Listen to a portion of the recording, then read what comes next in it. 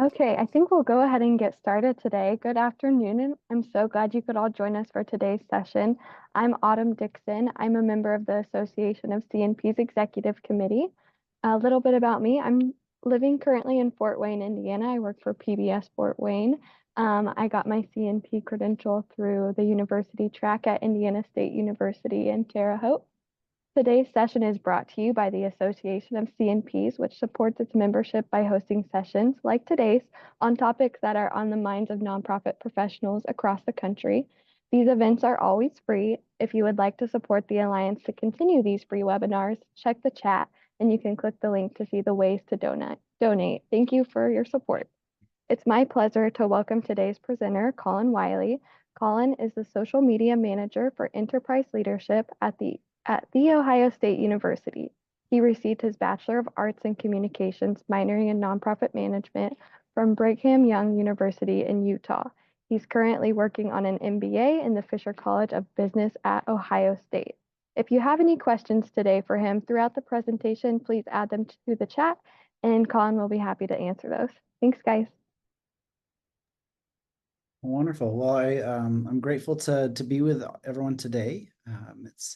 I had a busy weekend, so as a kind of introduction, some of the things about myself. So Autumn mentioned I did my undergrad at Brigham Young University, and my minor was in nonprofit management. We had some really great opportunities, and one of them was getting involved with the CNP certification program. And since then, I haven't been as involved, more focused on my profession, specifically in communications and marketing, but was always getting the emails and thought like, oh, there may be an opportunity to share with all of you. And so I'm grateful for this opportunity. I'm trying to remember if I included much of a introduction slide about me. In addition to work, I've got two young kids, both 2 under 5. So it's a lot of fun at our house. And I'm also a big Lego enthusiast. And so this weekend was actually, if anyone's in the Chicago area, this weekend was one of the largest Lego conventions in the world. And so what was fun is I built a large custom Lego display, and then I also presented there about social media community building. Let me see here. I've actually got in my folder here, I can throw up. Oh, is it going to make life difficult? Here it is. It's hiding behind Teams.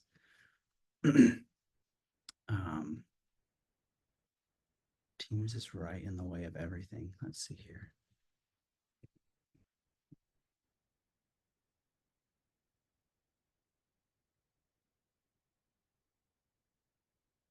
Teams out of the way. There we go. Now we're talking. This picture. Thought it might be fun. See that I'm not a complete robot. Here we go.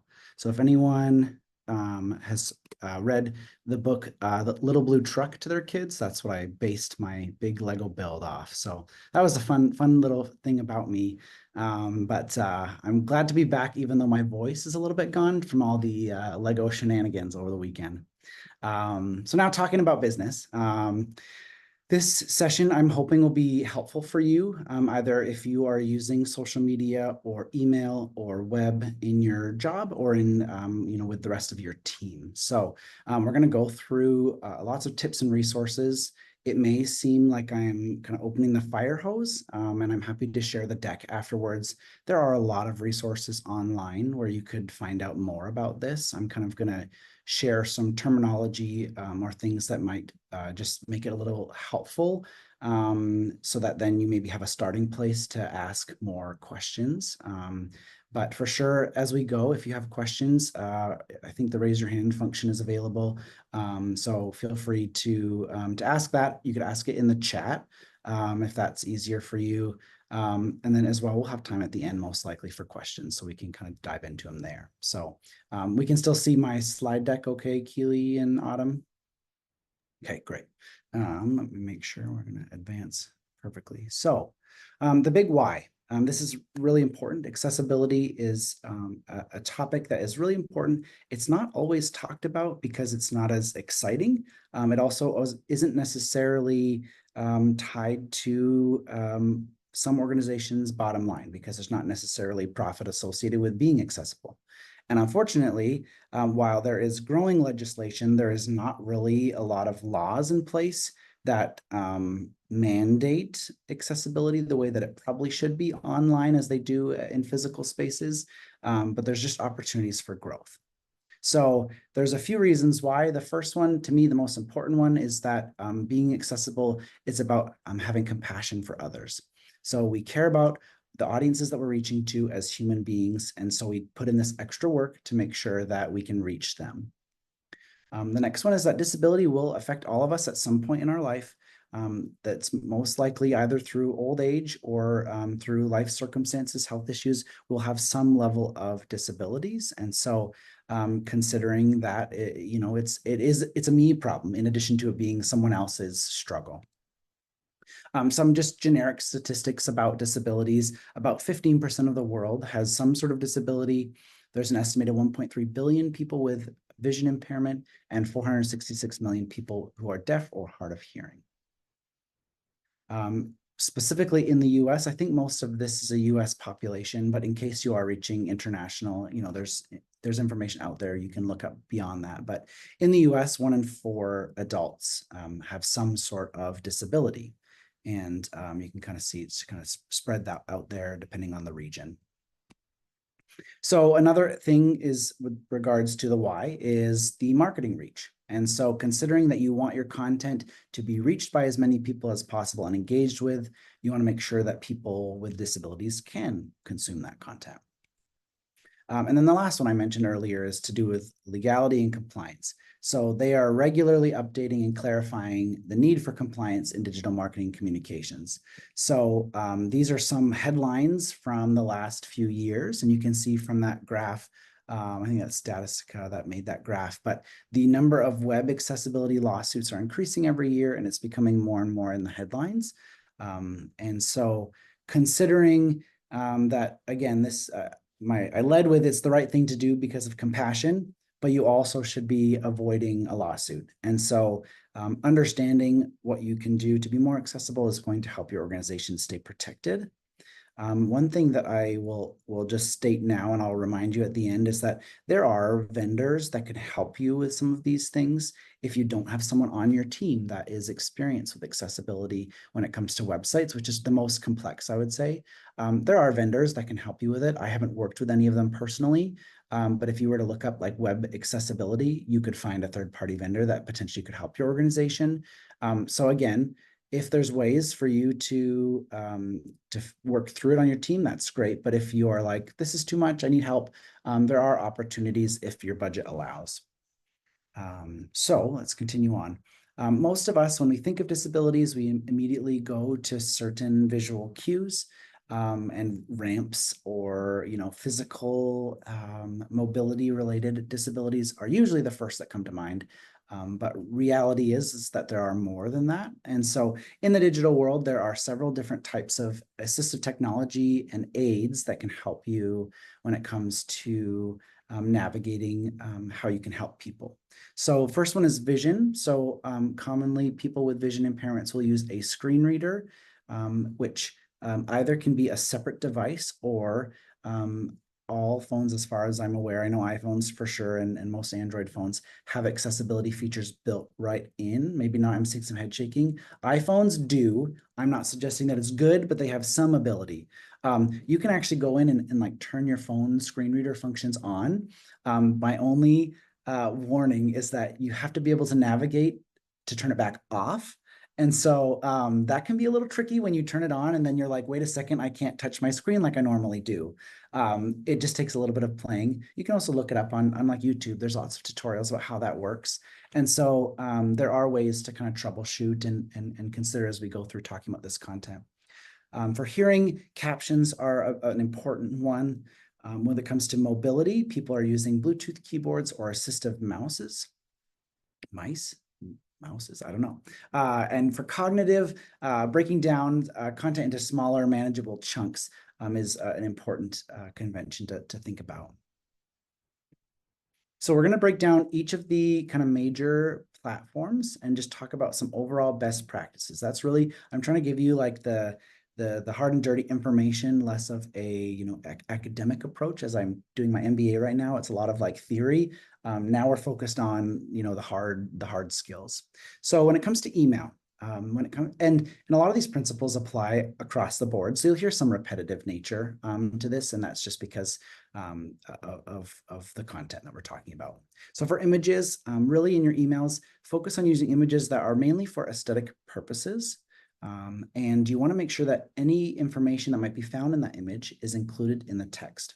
And so an example of that would be like a graph. If you have a graph that's showing information, imagine that your audience can't read the graph. And so you want to consider, how is that information also translated, or how is, like, at least the bullet points, the really important notes, how is that translated into the copy of the email itself? And then the images really are supplementary. And then you can also add alt text, alternative text, to images in email. Even as something as simple as an Outlook email, you can add alt text in an email. Of course, you can do that with more thorough like email platforms like MailChimp or Emma or something else that you might be using in your area, Salesforce. So you can add alt text to images, and essentially what that alt text does, Miles, great question. We can talk through that a little bit. What alt text does is it will further describe what the image is seeing. So imagine, again, you couldn't see the image and you're trying to give them a better idea of what it is they're looking at. Miles asked in the chat about best practices to do with alt text. So what I'm going to say is there's always like kind of a good, better, best scenario. And the most important thing is suggesting that you do some level of alt text. And a lot of platforms, I know on social specifically, AI is used to generate alt text, but I'll tell you right now that it's terrible. It's okay, but it's terrible. So if you're, again, wanting to protect your brand, you're wanting to get messages across, then you definitely would want to try and take those into your own hands, and by writing your own alt text. And so you can go as far with this as you want, but I would say the bare minimum is to write something. And it could be something as simple as, well, actually, I'll have some examples throughout the slides that we can maybe talk through a little bit. But I would say you're trying to, generally speaking, identify the purpose of the photo. And so you might describe what it looks like, what you're seeing, the people that might be in your photo. At bare minimum, it's like a news byline, back when we were reading newspapers and there was the little text below the photo. That's probably at least a bare minimum that you could do, that at least is it may not paint a picture, but it helps them be informed about what's happening in the image. This is an example in an email where, and this is actually more of a UX functionality issue, where the image didn't show up properly in the email. Or imagine you are using some sort of device that you physically can't see the image. This email becomes pretty much useless at this point, because you have no idea what the sale is on. You don't know, I guess it's 30% off today. You don't necessarily know why. You don't know about free samples or shipping. The imagery is gone. And so having some level of alt text will help remedy some of this issue. When it comes to layout, and again, we'll get on alt text again when we get to social more in depth. For layout, your best practices are to make sure that text flows from top to bottom, to make sure that it is logical and that it makes sense. And I'll talk about this later on as well, but you want to break up the content into bite-sized chunks. No one wants to read a 13-sentence paragraph. And it doesn't matter if you have a disability, no one wants to read that. And so making sure you do that. Generally speaking, if you're using some sort of email platform that gives you columns, that's generally okay. Just know that the screen reader is going to read top to bottom, left to right. And so you want to make sure that that, again, is in a sequential order.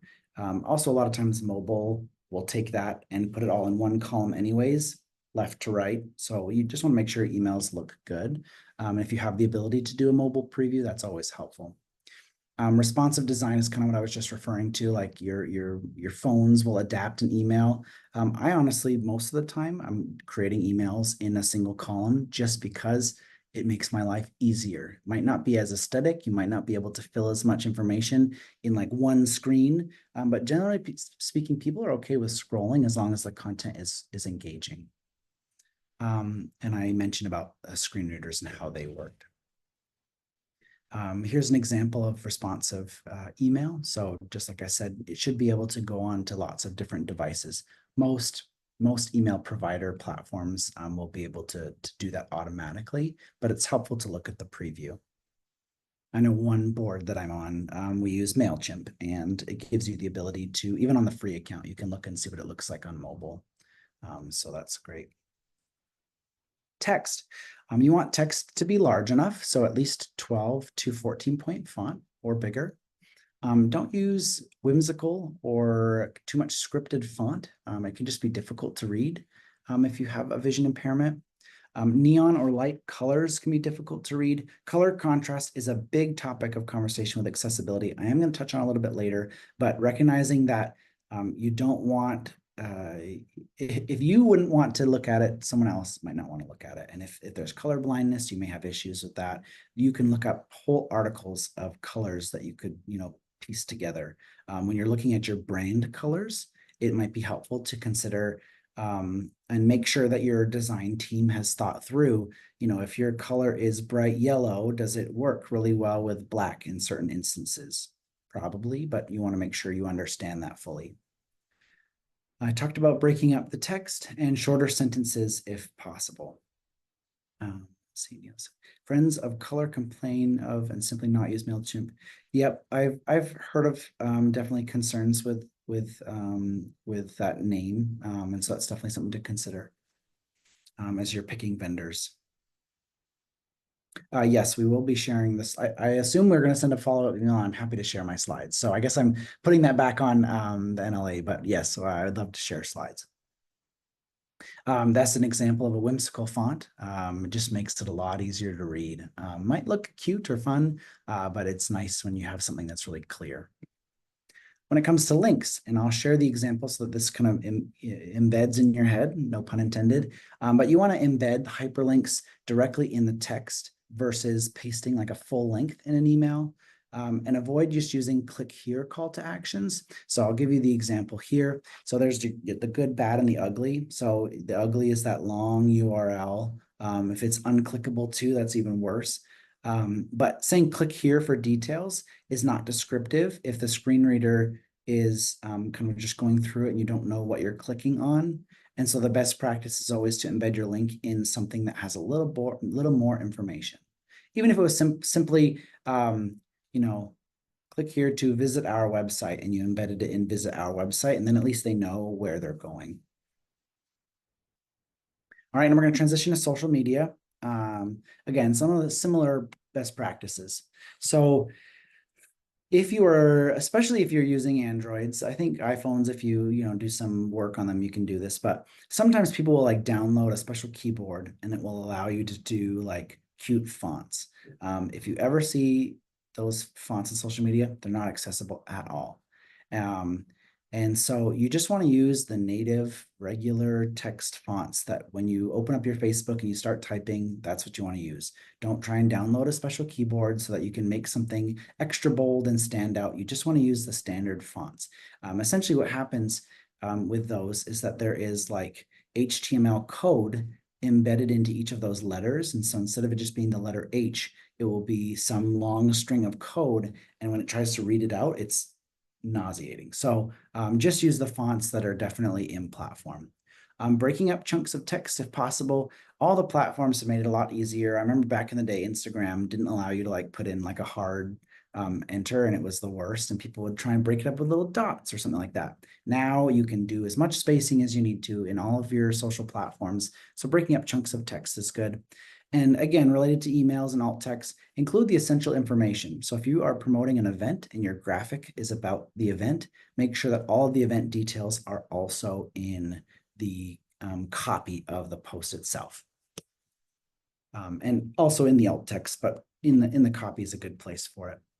Here's that example. So this is that cursive font I mentioned. I'm going to play a video. I'm not going to play a lot of it because it's a little bit, it's a lot to take in.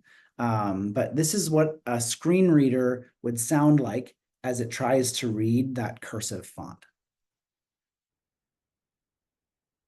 It'll just play. Edit text. U. Mathematical sans serif italic small t. Mathematical sans serif italic small h. Mathematical sans serif italic small 1. Mathematical sans serif italic small n. Mathematical sans serif italic small k. It's mathematical script small c. Mathematical script small u. Mathematical.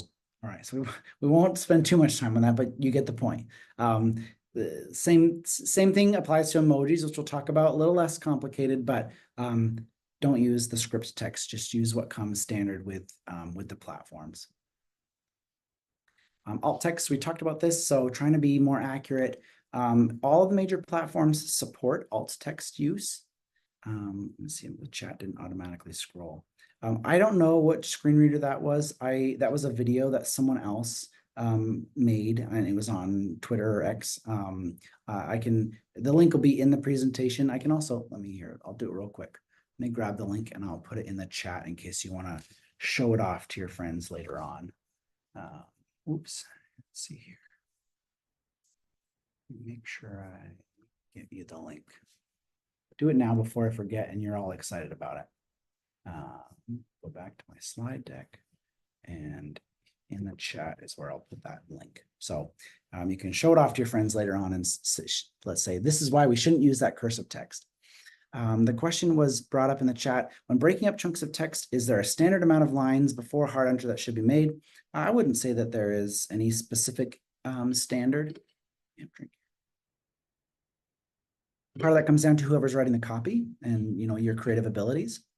In like on Instagram, I would say it's a very common trend for organizations or creators because of how the UI of Instagram works. You're scrolling through your feed and there's one line of text and then you have to hit see more to see the rest of it. That's pretty common. A lot of people will try and have one sentence as your first one, then they'll break down. There's not a specific best practice that you have to do.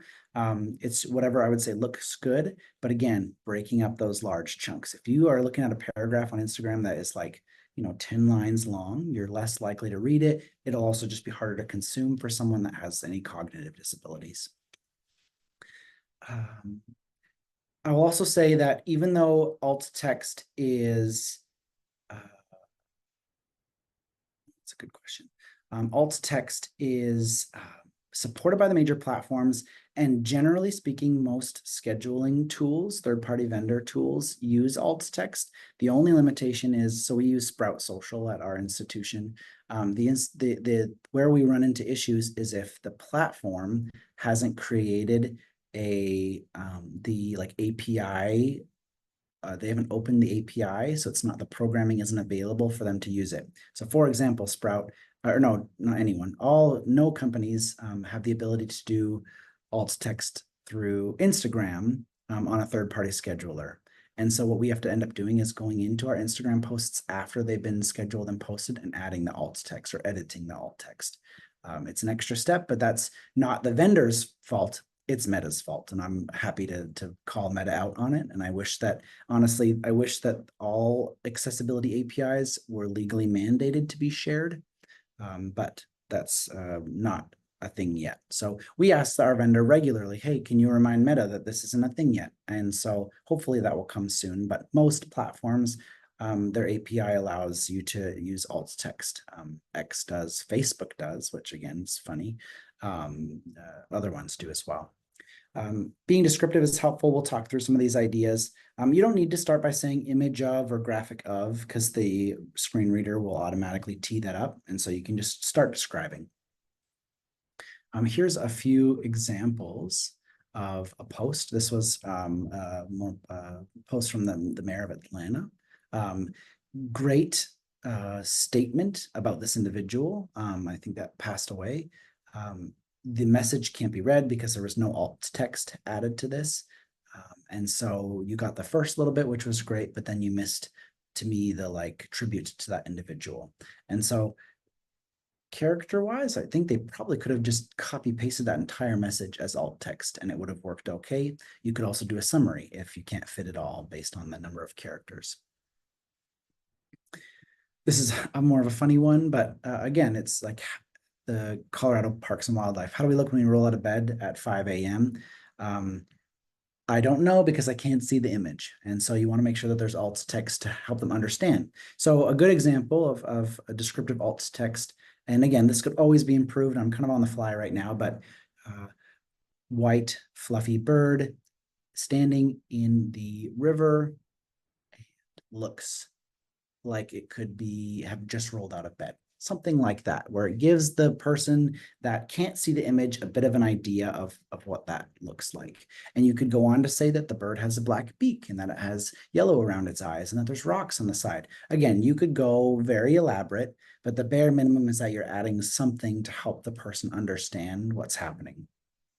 A more informative one, this is suggesting like, what's your ideal spring temperature? And if you don't know what's in the image, how are you supposed to know what your ideal spring temperature is according to this image?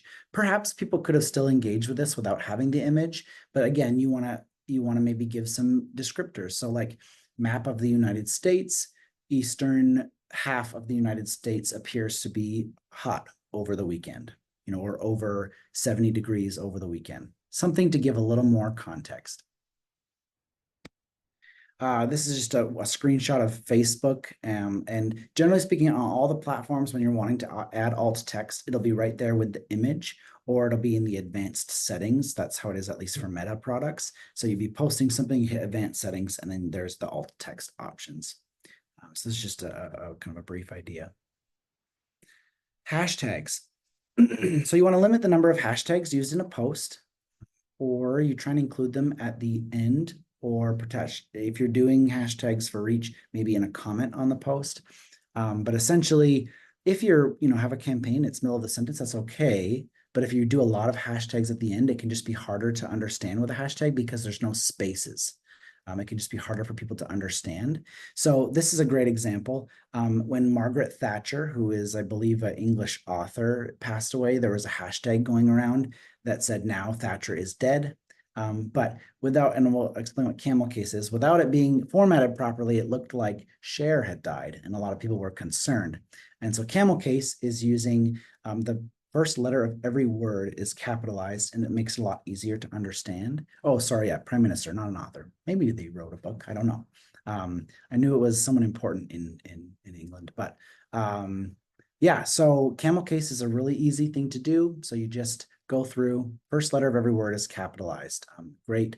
It just makes it easier for anyone to read. Emojis. So I mentioned emojis earlier. So I would say find a way to use them sparingly, use them to get a point across, not just to like make something look overly cute. So screen readers will read the emojis. So the example of this one is when a screen reader is reading this, it will read heart, heart, heart, smile. So imagine if that was in the middle of a sentence, it becomes a lot more confusing. When did the sentence end and when did it begin again? And so typically I would say at the end of sentences or at the end of a post or a paragraph, because it just makes it easier for people when they're having to use screen readers. Some of the emojis descriptions are not as simple as heart or smile. Some of them will be like rolling on the floor laughing. And so you have to it's a long string of sentence in the middle of a post. So put them somewhere where it's, again, more strategic at the end, at least of a sentence, if not at the end of the post, is really good. Here's a great example though, where a screen reader reading this would just have a heyday because it would take probably 15 minutes. And also reading through that link is not very great.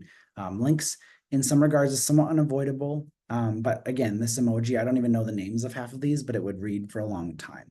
So probably just stick to the simplest amount of emojis that makes sense. All right, we're going to switch over to video, which can be on any platform, but there's specific principles to video that are really important. 69% of consumers will view video with content with the sound off. So think accessibility aside, think about if you are using social media, how often is your sound off? And if you don't have any sort of captions, do you know what's going on? In our house, we actually have kind of a running joke argument between my wife and I, because she's always looking at Instagram with the volume so low she can't hear it or off. And I'm like, well, you're not even enjoying the content. What if the sound is what makes it engaging or exciting? Because I will have it too loud and she's like, turn down the volume. And so captions are really helpful when you have sound off. But 80% of consumers have said that they're more likely to watch a video when it does have captions, and 50% of consumers expect it to be provided from an organization. So captions should be just the new standard going forward when you're doing videos.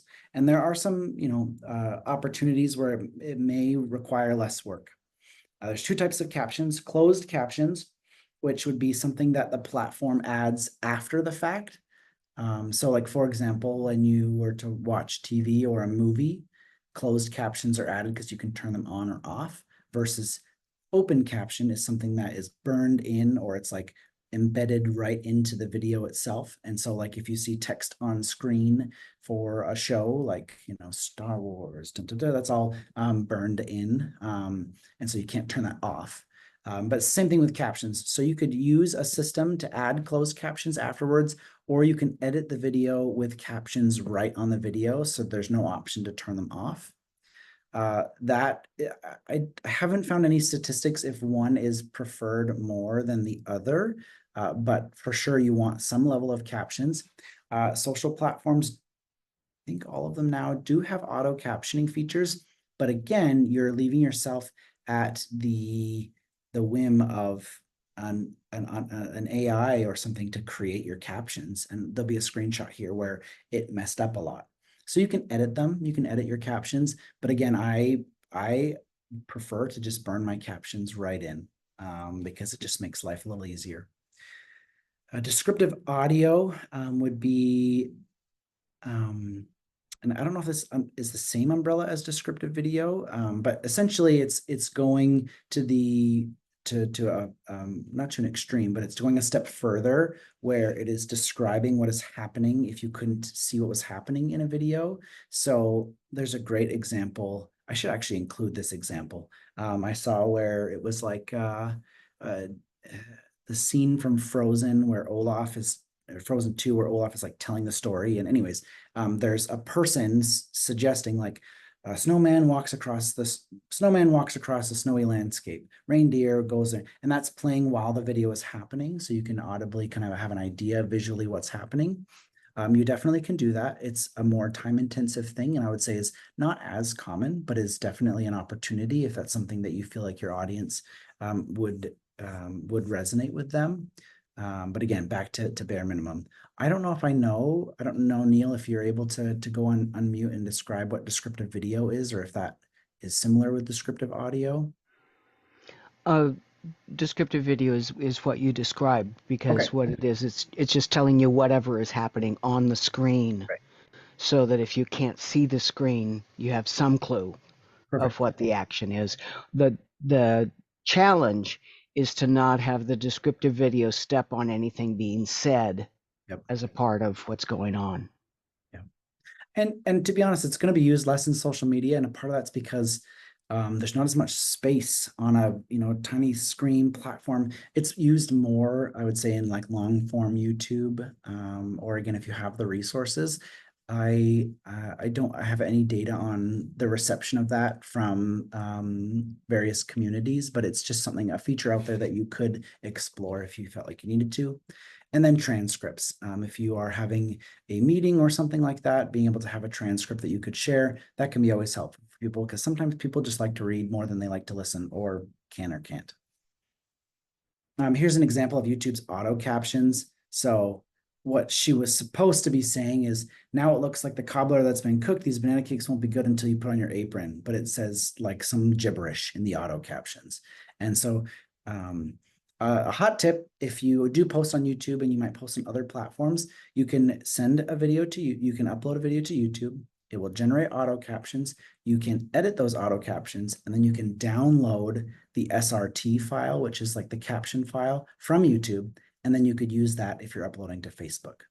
You can do that in other platforms, but that's the simplest way for someone who like doesn't maybe use Adobe Premiere or something like that to add captions. There we go. And web. And I'm going to be honest here, transparent. My experience with web is not as thorough as the other platforms, but I have managed websites in the past, and we've thought about these a lot. Some of the big ones is accessible HTML. And so this might seem like gibberish to you. Share it with your colleagues that work on their websites. There's heading tags, link titles, alt tags, things that happen in the back end of a website that make it easier for the screen reader to understand if they want to skip through something or they want to go down to another section. It kind of organizes it like a book. Like it helps you have a table of contents, helps you move around. To use skip links over irrelevant code. So there's like code that you have in the website that's like maybe for visual or for something like that. You can use skip links to skip over that so that the screen readers focus on just the text. Making sure that file names that you're uploading. So if there's a PDF, which PDFs are not super accessible sometimes. So maybe don't link a ton of PDFs to your website. Find web forms as you can. But if your PDF is accessible and you have a PDF on your website, making sure that the file name is accurate. So when they download it, they're not like confused about what they've just downloaded. Forms, making sure those are labeled correctly. And then again, making sure that if they're using some sort of assistive device, that your keyboard could navigate the website.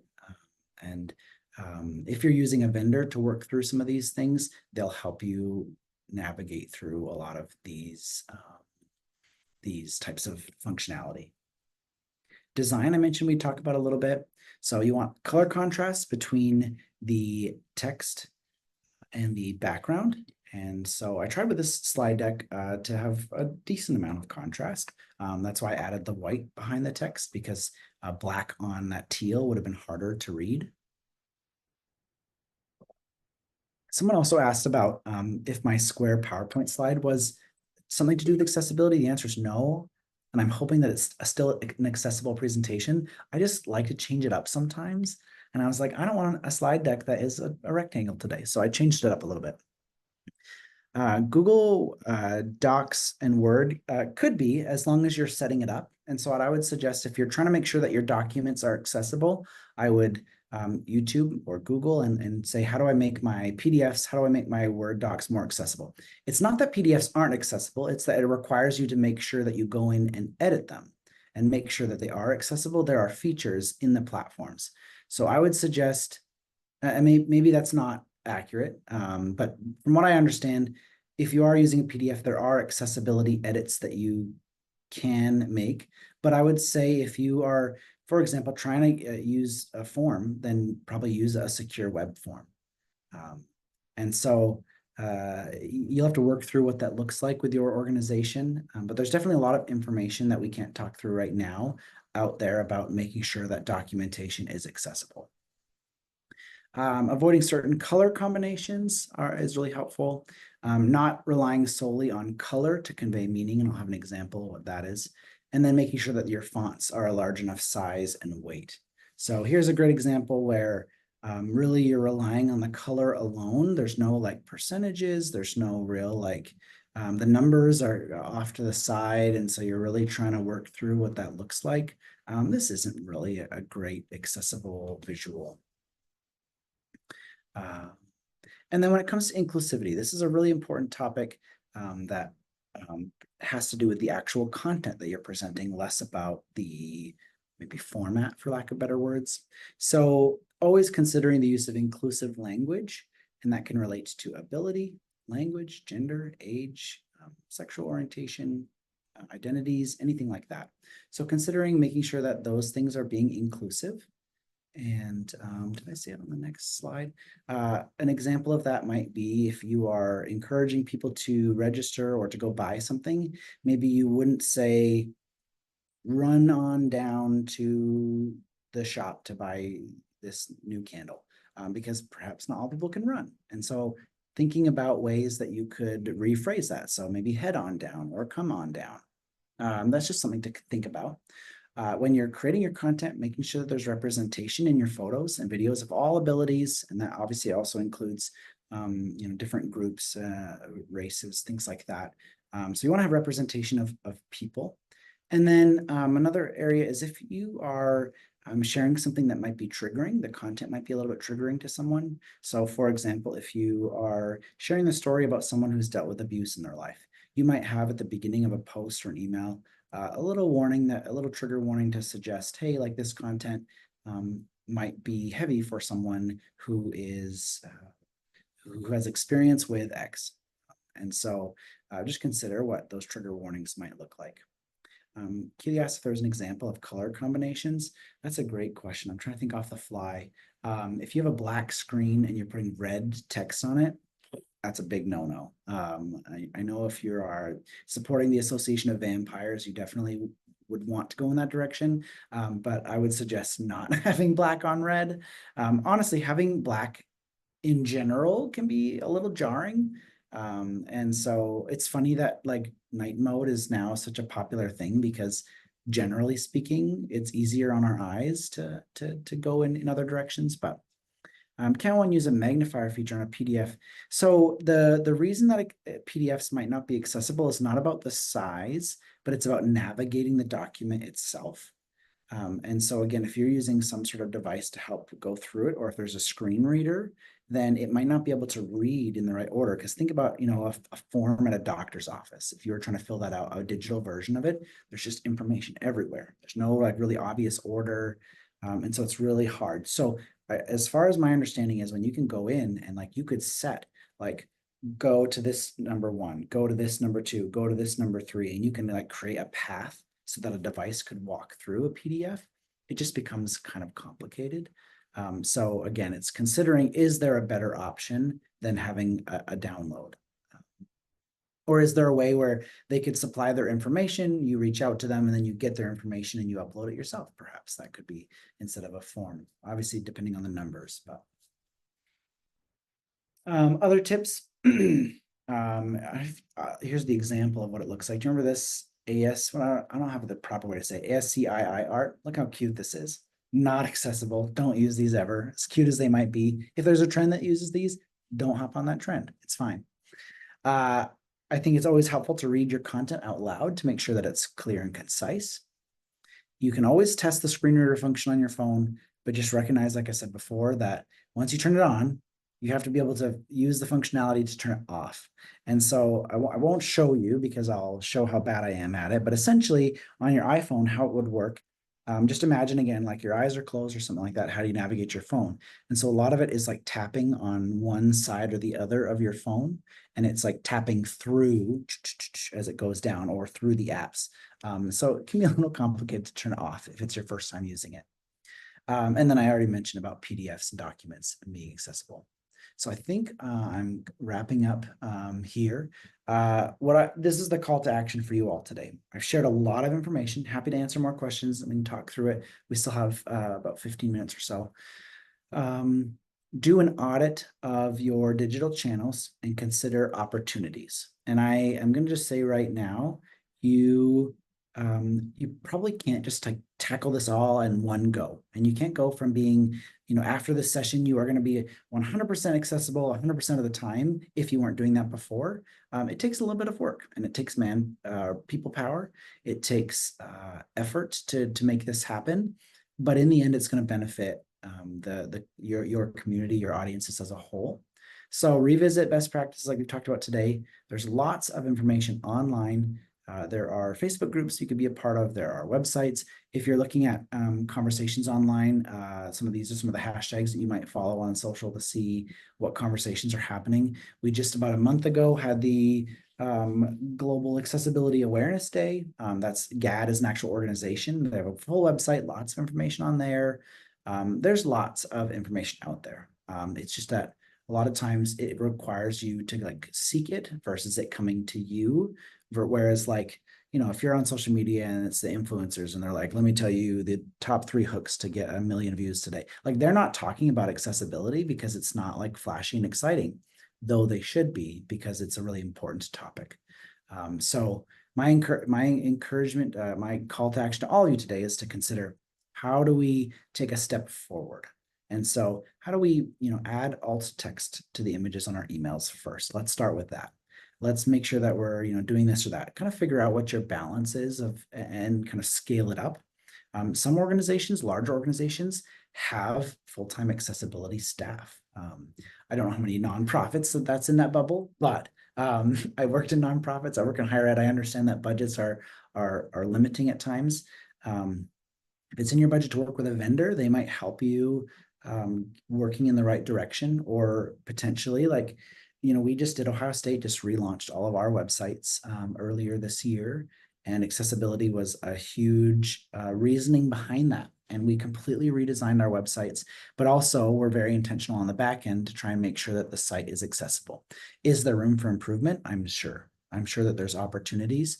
An organization like Ohio State's also so large that while we did that with our main website, there's like, I'm sure 1,000+ websites around campus that are tied to the university for every little office and department. But the institution is making it really important. We have a community of practice, a group of people who talk about accessibilities regularly.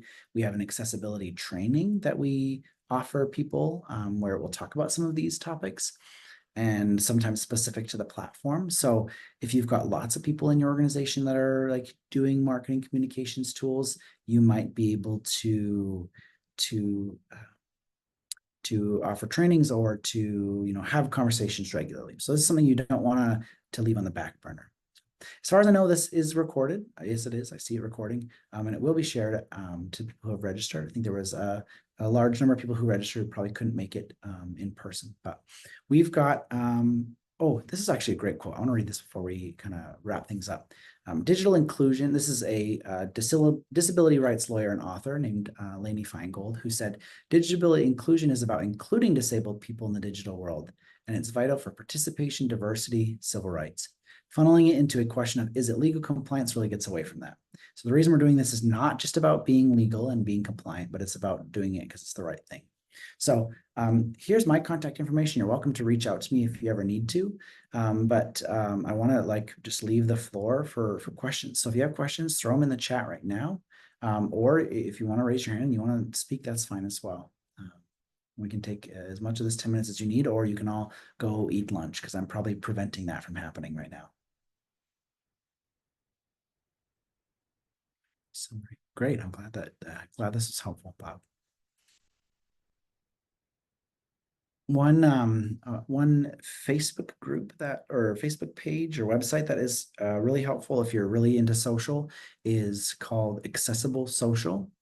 And the person that runs that, Alexa, very knowledgeable, very passionate about it. She also at least did work in higher education, if not has maybe transitioned now. But written documents, the enlarged feature, shouldn't that suffice for folks? Thanks, Bob. So it's helpful to be able to use the enlarged feature if the text is small. But again, imagine you let's just say that you are blind or you have a vision impairment and you can't see the form at all. So then now you need to use a screen reader to be able to navigate a document. And so for a screen reader to be able to navigate a PDF, for example, it would need to have been set up so that the PDF is navigated by the screen reader in the correct order. That's like one of the big ones. There's potentially other reasons behind it. But again, if you're using a document, it's something that you potentially can't get away from, then I would say you want to make sure that you could ask a vendor to help you make sure that they're accessible. I would say there's lots of YouTube videos, there's lots of training. I believe Adobe has training. And so it really is, it's just a matter of making sure that essentially the roadmap through the document is properly set so that then the screen reader can navigate it properly.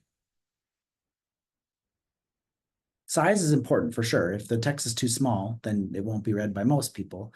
And it could be a matter of also putting it on multiple pages and try to cram it all into one. That might be something that is helpful. And Neil talked about, if you've got a narrow field of vision, larger text can be tricky. Yeah. Yep. And I understand that, Bob. There's always going to be somewhat limitations on what you're working with. And so it might involve putting, brainstorming and thinking about whatever your information is on a one pager. How do you display that in a different way? And so for example, if it is a PDF, you might create a landing page for a website, and it's a very brief website. Ariel, that's a great question about starting these conversations with your team. So I think it's a matter of stopping and figuring out the why first. So understanding, why are we doing this? Why should we move forward with this, right? And then once you have the why, then it makes the work a little more, manageable. And so I would say, figure out where you want to focus on first, start somewhere, and then build on that. Because you can't, Rome wasn't built in a day, that kind of anecdote. You can't become 100% accessible right away. And so take your time working through that. And Bob asked a question about 508 accessibility. I am not familiar with what that means. But if there are accessibility standards that you have read, I'm sure that they are helpful. But I will write a note right now to look that up, because I've not heard that. And again, I'm not like an yeah, that might be something. I just don't know in those if how much that has to do with digital accessibility. So I'm going to look into that for sure. I'm not an accessibility expert by any stretch of the imagination. Like, it is something that I think about a lot. And to Neil's point about inclusion, I think about that a lot. And so I spent a lot of time, in addition to my regular day-to-day, trying to educate myself. And that's what I'm kind of passing on, is maybe an enthusiasm for the need for accessibility, and to consider how you might expand your efforts in your organization.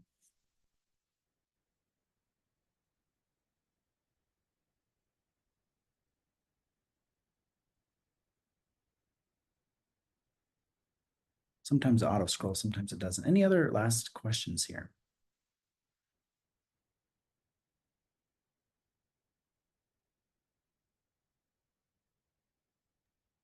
Please All right. feel free if you do have any questions to add them. And Colin, I'm sure I'd be happy to answer them. Colin, this has been great. So much insightful information. We appreciate you for being here with us and sharing your expertise.